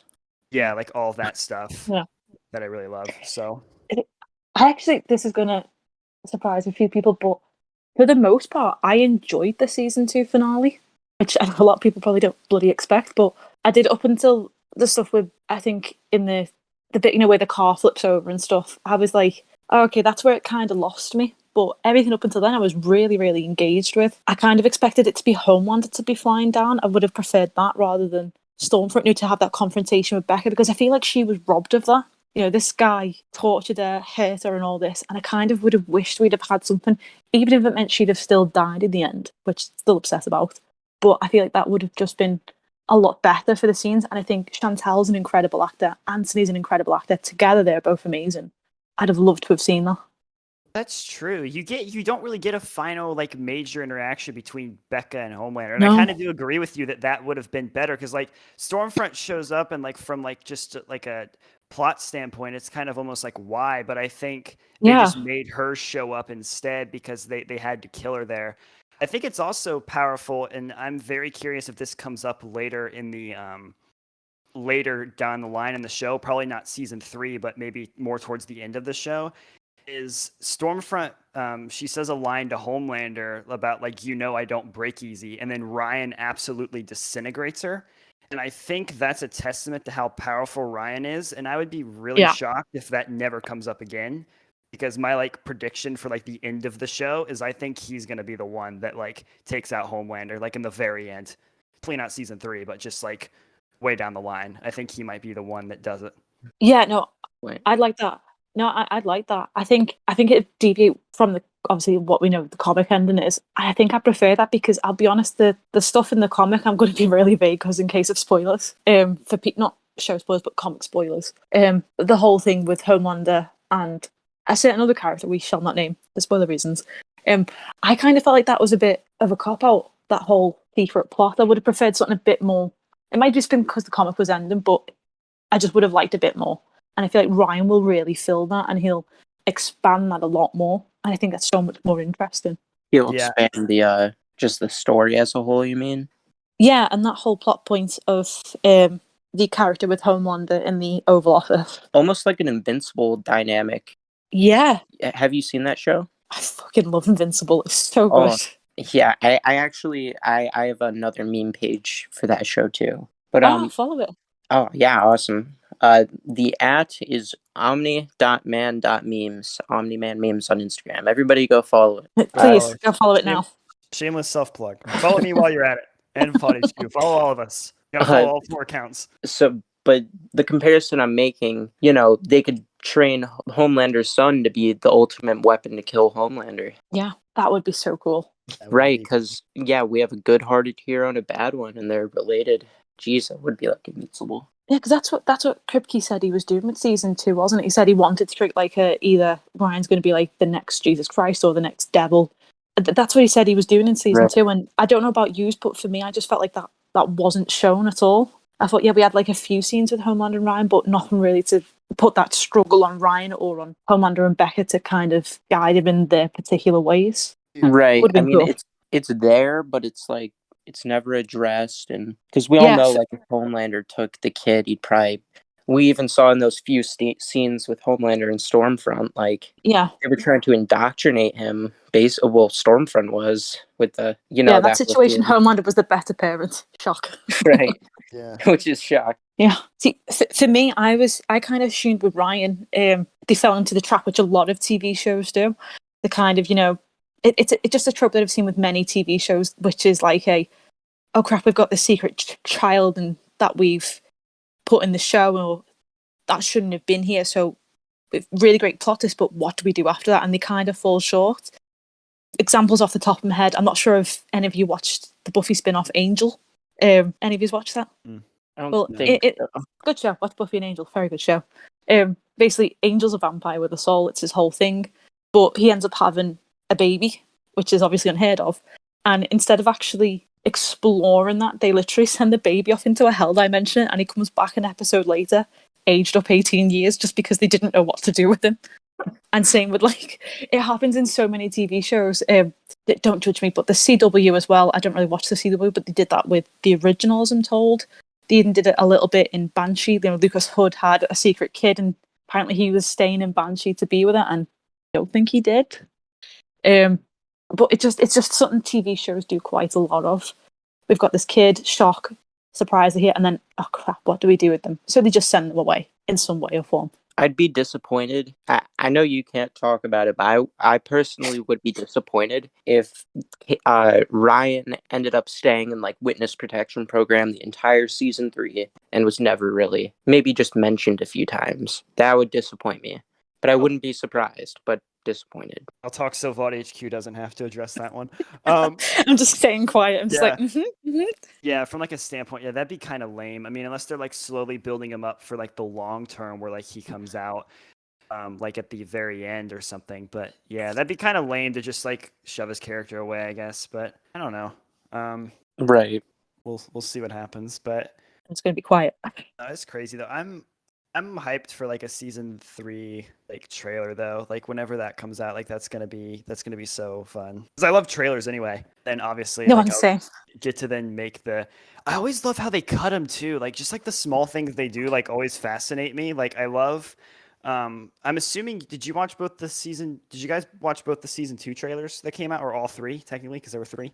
Yeah. I was like living for any news, so I think I was like, as soon as it came out, yeah, definitely. Yeah, it's just like the way they cut them is like so cool. Like they kind of make stuff happen that like doesn't happen. Like they'll like stitch dialogue, like they'll stitch character dialogue lines together. Like they make Butcher say like in the opening line of one of the trailer, he's like, all right, like this is a miss, we're the most wanted lads in the country, yada yada yada. And then he says, and right now we're in a little bit of trouble. But in the actual scene, like in the show, like he doesn't say that. Like he says, we're the most wanted lads in the country, but don't you worry, daddy's home. And he doesn't say the we're in a little bit of trouble line until episode 5 when he's talking about Black Noir. But they stitched that line in. And it's just like little stuff like that. Like, I don't know. No, I'm with you. And then they cut the scene where, like the storm drain scene where they have Starlight like walking up to Huey. And then in the trailer, they say, they have Homelander go, all right, put your hands in the air like you just don't care, kill him. And then they cut to the scene where she blasts him across the wall. But in reality, in the show, it's the reverse order. Yeah, that is very cool. And then one other thing is I noticed like they have a scene in the final trailer as well where she blows where, the scene where like the shed blows up when the boys are fighting Stormfront, like Stormfront blows up the shed with the car with the RPG and it's our only chance and all that nonsense. Yeah. In the trailer, they cut it to make it look like Starlight blows it up because they have her hand like go out. And I noticed like watching that in slow motion, they actually changed like for the purpose of the trailer, they changed her palm light. It's just like one of those cool like editing things, I guess. They changed her palm light to be orange instead of white, so that when Ah. she blasts, it blends with like the explosion of like the shed going off. And I was Oh, like, that's so cool. I didn't even a little notice that, actually. cheeky. That's really cool. Yeah. There's little things they do like that, and like Yeah. sound effects and stuff that make like such a big difference when it comes to like how stuff is like cut and seen and Yeah. everything. Like it's I love the Huey where he screams and it matches up perfectly with the song. I thought that was really clever. oh yeah. Yeah. So I'm obviously not going to comment on anything, but what are you guys hoping that happens in season 3? Well, obviously you know the main thing I would say, but I'm trying to think of other Yeah. things that wouldn't be obvious. If the deep Well, died, that'd be pretty sick. If the deep sorry. If the deep died, that'd be pretty sick. I'd be down for that.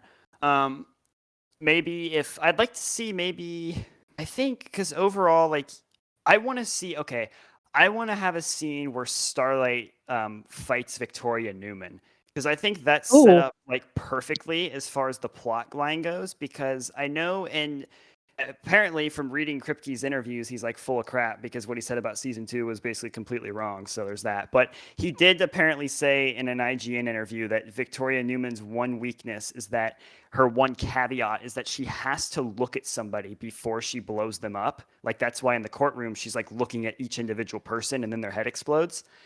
And so apparently like that's her like weakness. And I think it would be super cool. Yeah, what's up? On that, how the fuck did she kill Raina then? She was on a newscast, but Raina still got exploded. See, that's the thing Homelander and I talked about. We don't know. It's a plot hole, right? Flex tape it. I don't know. Oh. We'll figure it out. Pre-recorded. Who knows? Yeah. Yeah, no, they'll edit it in. She's like in the corner somewhere. I don't know. No, but it's but she has that line, and like her whole gimmick is like Starlight's whole gimmick is like I'll burn your eyes out, and really they actually don't use that much, and they almost seem to forget about that specific part of her power. Like she blasts people, but they almost just like completely forget that she can blind people. Like Huey's never blinded by her, even though he should be. Honestly, it's like they use it more in the comics. Yeah, I was going to say that. Yeah. She doesn't blind anybody. She just blasts people. And it's like, okay, cool. And then she punches people a lot. Like, I don't know what's going on with that, but that's fine, I guess. So, yeah, but outside of that, you know, obviously my main answer would be, like, obviously having, like, Starlight and Huey do, like, fun stuff. Because, like, I loved in season 2. Well, just how they were fun stuff. No, I think it was fun, like, in season 2, like, how they had some scenes together where, like, it was just them, right? And like they were just like chilling, and like Butcher didn't show up, and like A-Train didn't like come in. Like episode 4, it's just like I don't know, like they just have chill scenes. Like I think the show needs something like that. But I know a ton of people disagree with me on that, so I know I'm in the minority with that. But I don't know. I just want to see like for them specifically, them like just kind of progress and have more, like Aaron said, like. I think because it was my question, she answered like just more like dark humor and just them just like being fun with each other, like just kind of being normal and not like, oh, do you love me? Because I don't know if I love you yet because I'm still with Vought. And it's like, you know, like we're past that. But it seems like season 3, we're just going to go right back to that with somebody else, which. No spoilers. I'm not saying anything. I mean, we can mention him. Like we can mention. Oh, yeah, true. Yeah, because they've already said, haven't they, officially? So. Yeah. But yeah. It's interesting saying about Starlight not using her powers to burn someone's eyes out. Or she keeps saying, this isn't a show spoiler. I want to stress this is just comic spoiler. Don't know if it's happening in the show at all. But in the comic, I think it's A-Train. She actually does burn his eyes, I think. Is it A-Train? Yeah. So I think it'd be cool to see her do that. That would actually be fucking cool. Yeah. She should have done on Stormfront. Yeah. Oh, yes. She can absorb power. Electricity, just throwing that out there. The only thing that somebody did mention on Reddit, and it's a good counterpoint, I guess, is that they said that just because a sponge can absorb water, it doesn't mean that it can absorb the ocean. And the argument is that Stormfront puts out so much power to the point that Starlight wouldn't be able to absorb it because it's too much. And so that the better option would just be to not do that. But if that's the case, then they should have like showcased that then. Like that would have been cool. Like if that's the gimmick they were going to go with, like maybe they have a scene like, okay, like picture this, like Stormfront shoots her lightning at Starlight and Starlight starts like soaking it up. And maybe her skin like starts glowing yellow and maybe like she actually starts screaming because she can't absorb it all.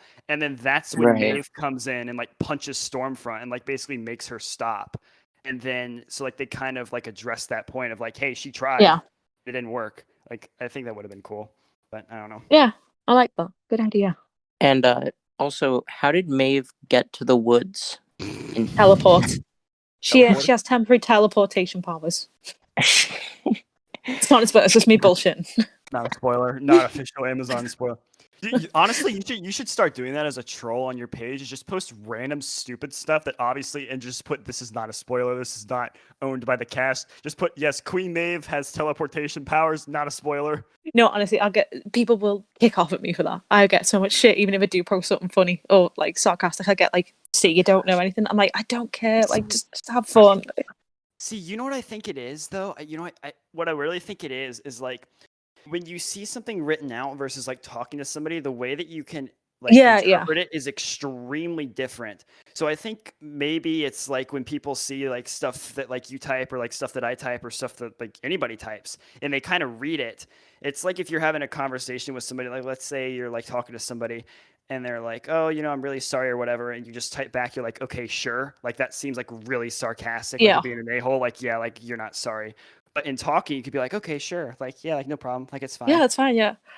Yeah, no, I do say I'm too sarcastic for my own good. No, seriously though, online though, I can be far too sarcastic and too dry for my own good. So I'm with you about how people read online to how it's actually the aim behind it.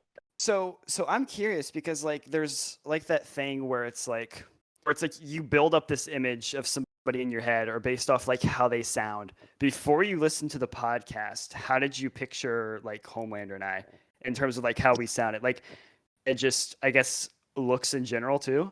But like, did you hear the voice and was like, whoa, that's not what I thought? Yeah, I think with yours, because I think I've messaged you, I was listening to go, whoa, was your voice that deep or did you lose? I think I said, did you use a software? And you were like, no, it's just, that's my voice.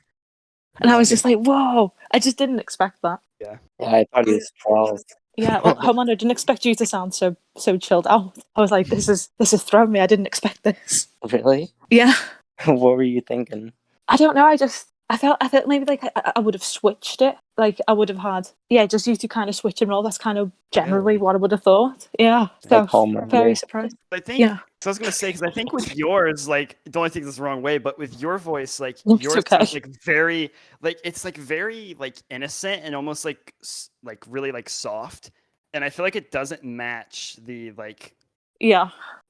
No, because on my account, I'm like, obviously I've said I'm sarcastic and dry, and I can be too blunt. That's I am online. I'm just like, yeah, whatever. When's season 3 coming? I don't fucking know. Yeah, like when's the trailer coming? That I'm like, oh, okay. I'm like, I don't know. I'll just put 2022. Or someone goes, why is it taking so long? And I'm like, we're in a pandemic. See, is that part of like that's part of British culture though too, isn't it? Where it's like you're like more sarcastic, and that's not a thing that sarcasm exists, and like everyone knows what it is, but I think that's like a specific part of like British culture where it's like you guys are like a little bit more like overly in on it. Yeah, maybe? Especially like particularly where I'm from, and we're very honest, we're very kind of giving people, and just more just kind of chilling. We're kind of like bit of like dark humor as well. So I'm very sarcastic and I'm very blunt because I'll just say it how it is. And online it doesn't. What you say about my voice sound different. A lot, especially online, I think as well. I'm a lot more reserved on my profile. Like I don't post really anything much about myself except that I love Liverpool. So I just and that's done on purpose. I just don't want to put too much of myself out there. It may be why I might come off colder online. I don't know, but maybe. See, for me, that's definitely changed because I used to be the same way as you. Like back when I first like joined the fandom, like I didn't even want to like voice chat with anybody. Like someone like I remember the old like Vought Plus account. Like he like originally like wanted to VC and I was like, And I think how like I slowly got comfortable with it and slowly got in is like I was teaching him how to edit. and he sent me a video, and like that was the first time I heard his voice, and like he sent me like a video recording of like him like asking a question, and that's when I was like, okay, like whatever. So then I sent like a voice recording like back and was like, okay, like this is what you do. It's like, okay, cool. And then that led to us like voice chatting, and then that led to me being in the Discord server, and then eventually one day like Homelander was on, so I talked to him, and I think just overall I've gotten more like comfortable and like chill with it, like. I'm still like very aware of like what I post, but at the same time, like I kind of want to be a little bit more like, I don't know, like I think it's cool to like show, and everyone views this very differently. I think it's cool to show like a little bit of side from yourself that's not just because I think what happens is like if you only show, like if my page was like just like the boys edits and that's all I did and that's all I ever talked about, people would just view me as the boys edits guy. Like I would want people to like look at like my account and be like, oh yeah, that's a pretty chill guy and he also makes edits. I think what has happened is I think people are like, oh yeah, that's the guy who's super obsessed with Starlight and he also makes edits and he does other things. I think that's what's happened, but not a bad thing though. That's not bad. Good thing. Yeah. It's like personalization. I remember I had an account that like followed me like not too long ago, and when they first started seeing Starlight stuff, they would tag me in it. Like if they saw a post someone made and it was a Starlight thing, they would at me in the like comments, and I'm like, this is in goals right here. It's just people to find Starlight stuff and be like, VP hasn't saw this yet, he'll love it, and just at me in it. I like that. That's really cool. That's the invitation to anybody listening. By the way, if you see a cool Starlight post, I haven't left a like on it, at me in it. I might regret asking that, but I did start to kind of show a little bit more of myself. I think people be surprised, especially with me and you. We do talk quite a little bit over DMs and stuff. I think I'm quite a chill person, and I don't think people really know that. And I'm like, no, I am. Just I'm also very reserved. So for me, that's why I'm very anxious. And I think for me, I did kind of start to show a bit of myself in certain ways, and then stuff happened. I won't go into it if you don't want, but stuff happened, and then I was like, oh, never mind, we won't do that. So you mean with like being reserved and like more like cold, and then something happened, and then now you're just kind of like a little bit more like chill, pretty much. No, kind of the opposite. Like I try to like be a bit more kind of open and friendly. To quite not everyone, because that's just weird. But like in a general thing. But like people who I spoke to and things like that, or like if people message me instead of me like not really recognizing it, I'd kind of try and put myself out there a little bit, and then it kind of changed when I got the season 3 cap, and then I was like, oh, okay, never mind, we'll go back to just not really doing anything. So that's so I was just like, yeah, maybe not, because then I got a bit worried about obviously, but I'm a very chill person. Just tag me in stupid stuff. I love puns. I'm quite a simple person. Yeah, I know what you mean. Just possibly expressing yourself and opinions about something and getting backlash, and it kind of makes you think twice. Yeah, exactly that. See, I think like for me in general too, because obviously like Starlight's always been my favorite character, and people knew I liked Huey and Annie, but I was never like aggressively like posted about like Starlight so much on my feed and stuff. And I kind of just slowly started doing it more and more, and then I slowly just kind of started to find humor with it. And I've kind of gotten to the point now where like I'm very aware that it'll come off as cringe, and I'm very aware also that like behind the scenes, like people are probably like, "Oh, this guy's such an idiot." But it's like at the same time, like I don't really care. Like, what are you possibly gonna say that I haven't already heard, or that's like I just don't care. Like I'm just having fun. Like if someone like I don't know, that's just the way I view it. Like I'm just having fun with it. So. Yeah, just have fun too. Yeah, I think what I love about your account and Homelanders, and even like things like Butcher memes, I love that there's not really a competitive thing. So I think we're all here, we're all enjoying the same show. Let's just enjoy it. Let's just support each other rather than trying to compete with, oh well, I've got this and this happened to me. Just enjoy it. That's just kind of my whole thing with it. Right. But it's like when we're saying about showing more of yourself on your account. It's like when I was saying about the Rickrolling thing. I thought, oh, that'd be funny. People might go, oh, that's a bit daft. And I thought it would just might make someone smile. And then I was really surprised at all the hate from it. And I was like, oh my God, I'm so sorry. I just tried to have fun. And I think maybe what happened with that is like a lot of people I think view your account as like, because you're not very open, they view your account as just a place to get like the boys like news and stuff. Yeah. They can make assumptions. They can make Yeah, assumptions definitely. very easily. Like oh, like I'm just here to like follow her for like news or whatever, and everything that like this account posts is like very serious. So when it's not, it's like I think like some people just probably took it the wrong way and was like, oh, like I wouldn't Oh yeah, expect this from definitely. that account.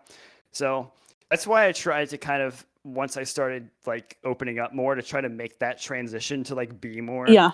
like goofy, so that way like it doesn't just like hit people really weird in like 2 years if I just like suddenly flip Right. and it's just like, you know, Do it. Just try it. yeah. No, yeah, definitely. You're always gonna have people that hate you no matter what. So Oh yeah, I know that. Like, I know that. I always say it's an Instagram account. I'm not going to let it affect me personally. I'm just here to post. If you don't like it, the unfollow button's right there. I won't feel offended. Go ahead. Right. And it's a show. It's very mature themes. If you get offended, it's just Right. I don't know. Just Exactly. look at something else. I don't know about you guys, but I know this isn't The Boys, but like speaking of like mature shows, I've recently got really into It's Always Sunny in Philadelphia, and if people think The Boys are bad, oh my god, they are the worst people in the world. But it is so funny, and I love that kind of humor. So season 1 of that show, I've watched it in the past, and like there's no way that season 1 of that show would have been able to air right now as a brand new show. There's no way. It's so yeah, like it's not. some of the humor in there is so bad. It's like I'm like, oh my gosh. It gets Family worse. Guy, though. I mean, Family Guy, South Park. Yeah, true. There's a handful of shows that cross the line, but I like, think because this one's like a live action one, it's not. They can't hide behind like animated. It's and yeah, same with The Boys. Same with The Boys in that respect. I feel like it's Mm. got more of that because you can't like distance yourself from it because it's animated. So right. give that a watch if you're missing some. I definitely want like just really shitty people who make bad decisions. Give that a watch. Yeah, that show's hilarious. I've seen a good bit of it. I haven't Is finished it is it good from start to finish? I've only just started watching, but I'm on season 7 now. I binge fast. How many seasons And are there? I think there's 12, maybe 14, and I think they've just got renewed for like 4 more in one. So it's going to be for a while. But when you said season 1 is bad, it gets so much worse. There's times where I've had to like pause Netflix and just go, oh my god, I need a second. Yeah, it's so good. If you like The Boys kind of like alternative kind of out there riskiness, you will like that. Yeah, Dennis and Mac, like those two, the way those two constantly get in like spats is hilarious, and then D will try to like join in their arguments, like that, just that whole dynamic. And then, well, I guess I won't spoil it because there's somebody who's not there in the very beginning. So I know what you mean, and I agree. Yeah. Oh my gosh, it's hilarious. Oh my I'm just god. thinking of some things flashing through my head, and it's so bad. Yeah, it's so bad, but it's so funny. It's such a good show. You should watch it, Homelander. It's really good. I think I'm gonna now. I've been thinking about it for It a would while. definitely go along your line of humor. Yeah, definitely. People who aren't easily offended should not watch that show. I'm excited. What do you want from season 3, Homelander? I don't think we asked you. Oh yeah, that's true. We just got into like We just completely 30-minute. skipped past that. We're gonna have to cut this podcast in 3 parts. We have Imagine. I definitely want to see more of Butcher descending into madness. I want to see Homelander. I want things to be more morally gray again. Yeah. I don't want to see Homelander just doing fuck shit for the sake of doing it. Unless his character, shows us devolving into that type of character. I don't know. I almost want like not a redemption, obviously. I don't think he's very redeemable, but I'd like to see more of that inner conflict in him. Yeah. And I want to see more triggering events that make him descend into what he becomes in the comics. I think that'd be freaking awesome. Yeah.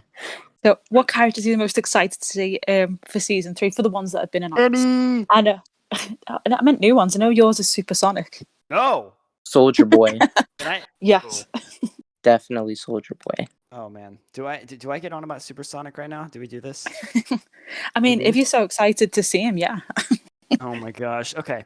This guy, this is okay. I'll try to keep this short. I also know Vought HQ cannot comment because she already knows what happened. So maybe I'm ranting for absolutely nothing, and then we'll look back on this in like a year and a half and just think this is hilarious that I let this guy bother me so much. I actually pulled story archives or like old posts that I made back in October where I was complaining about this guy. So this has been going on for like 9 months so far. Yeah. Here's my problem with his character, right? So for people who do not know, in season 3, they're bringing in a Just guy. spoiler. Well, no, I mean like everyone knows, like he's already been announced, like Amazon official, like the Vought News Network thing. They already talked about him. Like he's official. He's part of the show. And they announced a casting announcement months ago as well. Yeah, like so you know the Vought News Network stuff that they've been doing once a month, where like they do like a news show that's canon to like the show. Yeah, they revealed him. He was in the last episode of it, so like it's completely official. Supersonic is basically a drummer boy, and his main role, well, not his main role, but one of the things that's like comes with this character is that he used to date Starlight. Starlight mentions him in season 1 when they do like the teen roundtable circle, where she's like, "Yeah, I used to date somebody, he was a drummer boy, whatever." And then during the Vought News Network thing, they just came out with 2 weeks ago. They make a comment and they say, Supersonic's back. There's questions about will his thing with Starlight reconnect. So they're obviously teasing that that's a possibility. Here's my problem with this, is that while I understand that maybe they need to test Huey and Annie's arc a little bit more and see what happens if you bring in a third guy, I don't think anybody wants this. I don't think anybody asks for it. And here's why. Because the people who don't like Huey and Annie's scenes, and I think Homelander, you can agree with me on this one because you don't really like their scenes, is that they take up too much screen time. These are the complaints I get. They take up too much screen time, and it's too much relationship back and forth stuff. They need to get over it already, or like make this become the CW. Would you agree with that, Homelander? What was that last part? That they basically like this stuff belongs in the CW, like it doesn't belong in the boys, like the relationship back and forth. I would agree. I would. So my issue is that if you're going to bring in a guy who is now going to, after Huey and Annie have been through everything, season 1 and 2, you're now going to bring this guy in and throw in another curveball to like disrupt it again. It doesn't make any sense because all it does is it wastes screen time with this guy and like stirring up a love triangle. And it makes the Huey Annie people mad because you're taking away screen time that could be Huey and Annie that now has to be wasted with like this other guy like coming in. And ultimately, I think it's just a waste of screen time. It doesn't make sense. And I think my other big problem with it too is that if you were going to do this, if you're going to do this with Supersonic, where you're going to make him have a serious relationship with Starlight or cause like some serious friction with her and Huey, why would you include the scene at the very end of season 2 that we've already talked about that they did not have to do? That was fan service, where basically Huey and Annie, for all intents and purposes, they both basically look at the camera and say, yeah, we love each other. We both need each other. We're not going to leave each other. I'm still going to cling on to you, yada, yada, yada. Why would you do that? Why would you add that in if the very next season you're just going to curveball it and wreck it? It makes no sense to me. It's literally, I don't get it. Like the only way that his character being a relationship plot wreck for Starlight and Huey makes any sense at all is if this is part of Homelander's game to get back at Starlight and he forces her into a relationship with Supersonic for Vought PR reasons, but outside of that, she's still with Huey and Huey knows that and they're still together, but for the cameras, she's with Supersonic. That's the only way I'm okay with it. Other than that, it's just, I think if it actually ruins what they have and they're not together by the end of season 3, especially because of Supersonic, I'm just going to be really upset. I think it's just a complete, I don't know. I'd be really mad. Right. Anyway, that's my rant. That's my rant for the day. No, it's definitely. I can see where you're coming from with it. Even from someone who doesn't care for Huey and Annie, I can definitely see about not letting it become the CW. Yeah. Right. Is it possible to ask Vought HQ what she wants for season 3, even though she already knows? I don't think it's possible to ask that question. No, I don't think I'm not genuinely not even sure if I'm allowed to say anything about season 3. Okay. Other than like what's officially been done. Okay, I got a question for you then that isn't like season 3. Well, can you, because we could talk about the boys spinoff, right? Because you don't know anything about that, right? I only know when it's filming. That's Okay, it, so really. But you the don't. cast said that. Yeah, the cast said that, really. So So that's you not... don't know any plot. So I guess I can ask you then, because that's coming down the pipeline. I can't Yeah. ask you about season 3, but I can ask you about this. What would you want from like the Boys spinoff, and like how would you want it to connect to the Boys like pretty closely, or would you want it to be like its own like completely separate thing where like it's not really related except for in like name and like slight references? Yeah, I don't think I'd want like a direct spin off. I feel like maybe some references. Yeah, I mean, this is already in the casting release, so this isn't anything that I'm spoiling. I think Amazon's already released this. One of the characters, I think, it says she's the daughter of like a famous soup. So I think that'd be really interesting to see if, again, I don't know. I just want to stress that if that soup is in the Boys kind of universe already, like if we've already seen them on screen or if we will in the future. I'm just really excited for that one. I think more so than season 3, because I think that's going to be really interesting. I think it's going to be, I think it really make or break the Boys universe. It could either be too edgy or like, too doing stuff for the sake of doing it, or it could actually be, yeah, exactly. Could either be too CW or just too. That's why I'm scared. Yeah, I don't think it will be. The premise doesn't sound exciting to me personally, like a bunch of just like an R-rated show about like college soups. But one quick side note, you mentioned a soup baby, so did Huey and Annie have a kid? Question mark. I'm just saying. I don't know. Into the show, into the Boys. They have a kid. He's in the spinoff. That's perfect. Amazon, write it in. Make the call to Kripke. They're gonna do it. And give me royalties for that. I'll send you my account information. Yeah, why not? No. Also, no, I think one of the characters cast. I think it said in the press release something like, I think it might have been Emma. I'm not too sure. That has a link to a famous soup, like she's like their daughter or something. So she's like going off to college or whatever it is from whatever the plot is. Again, I want to stress I don't know. But I feel like it could. I think it's got the bones to be good. I feel like the cast is really interesting. I'm excited to see where it's going to go. I did see something online ages ago. I'm not sure how true this is. That like one of the Jonas Brothers was attached at one point to play one of the characters, but I'm not sure how true that was. It was just, I saw it online somewhere, like called Golden Shot or something. I'll have to find the link and send it to you. But yeah, I think it'll be a really interesting take if they do it right. They said it's kind of like a Hunger Games meets The Boys kind of thing, and I just hope it's not like, what do you call it, like just too much like, oh well, they're in college, so they're just going to get drunk and have sex, and that's all it's going to be. But they've got superpowers. I'd like something with a bit more. That's what I think it's going to be, and that's what I'm worried about. Yeah, same. That's kind of what I think. But I hope it isn't. I hope it's going to be good. I'll give it a chance. I don't mind that, because it's a new show and I feel like it could be good. But we'll see. Oh, that was it. Yeah, I've actually just found it. Just because I've just was googling as I was talking about Jonas Brothers, of all things. So it's I'll send it to you on the chat or whatever. But yeah, it says Joe Jonas was actually going to be. Or Nick Jonas, which one? One of the Jonas Brothers. They all look the same to me. One of them was going to be some like kind of legacy soup or something like that, like some kind of guy who was like, oh, Golden Boy it is, big name on campus, and apparently one of the Jonas Brothers. It's saying Nick was in negotiations, but it didn't pan out, and I'm kind of happy about that, because we don't need a Jonas Brother. Sounds like a college Homelander almost, like an early version, like egotistical, like big guy on campus kind of thing. Was powerful. Yeah. Well, it says this is on Illuminati, so I'm not sure how correct this would be. A 22-year-old big name on campus who possesses thermonuclear power and pure charisma. That would have been Nick Jonas. It just the idea of a Jonas Brother in The Boys just doesn't. It might be great if he was, but I don't know. Well, I think it's interesting, like when you talk about like matching like actors up to their characters. I think The Boys like did a great job with like the main show of. I feel like all of the actors fit their characters so well. Like I literally can't picture anybody else playing any of those roles. I like how they use small time actors, kind of. Yeah. I mean, Carl Urban was in a lot of films, but major films, but he was never really a major character. And even Anthony Starr, like Banshee, wasn't huge.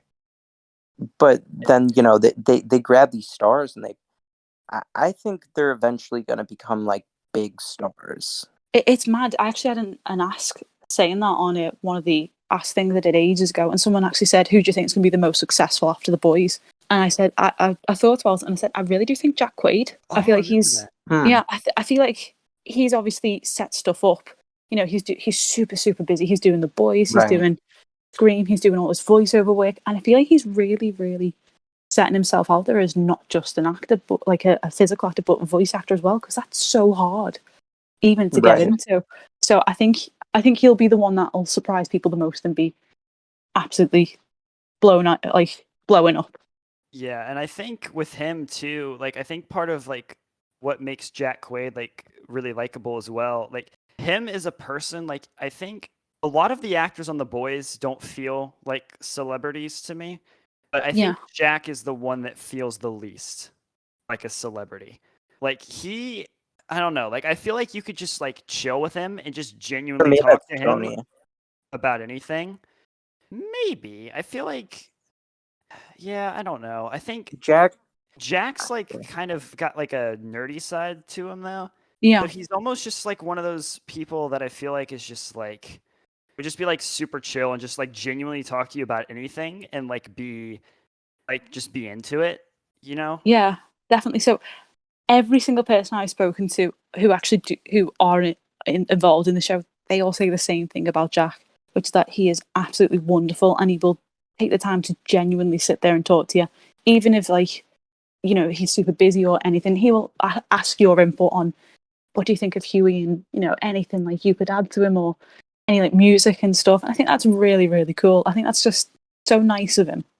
Yeah, I watched a interview that he did because I watched like again like there's like people who've like uploaded their GalaxyCon like interviews with like the actors, and I watched one that somebody did with Jack Quaid, or no, they put this one on Instagram. I saw it, and like this person's interaction with Jack Quaid, like it felt so like genuine and pure, despite the fact it's like a 2 minute like you're paying to talk to this person, right? Yeah. And it's on a video call, so it's just like all of that nonsense. So it doesn't feel organic, but like yet his conversation with this guy was like so genuine. And when Jack asked him like, "Hey, like, do you watch The Boys? Like, what do you think about Huey?" and like his just kind of reaction, like he just seemed like genuinely like really happy that the guy watched The Boys and liked Huey Campbell. Like it didn't come off as like fake. Like it genuinely felt like he was like happy. How awkward would it have been if he went, "Did you watch The Boys?" and the guy went, "No." No. That would have been so awkward. He'd been like, yeah. He's an actor though. He would have figured it out. Yeah. Yeah, definitely. Yeah, he seems so nice. Like I think if I had to pick somebody to talk to from The Boys, I think I'd probably pick Jack, to be honest with you. He's like, aren't you that side character from Hunger Games? Wasn't it Marvel as well? I was a huge Hunger Games fan. I'm sure he was Marvel, which I think funny because superheroes. Oh, yeah. Like his name was Marvel? Yeah. Oh. I don't remember too well. It's been a while. It was. Yeah, it was Marvel. Just done a quick Google, definitely Marvel. There's a scene in the Hunger Games too where he gets shot by an arrow, right? Because I saw someone make like a comparison between that scene and like him and The Boys when he's got like the hole like in his gut, and they like compare the two and they look so similar. Oh yeah.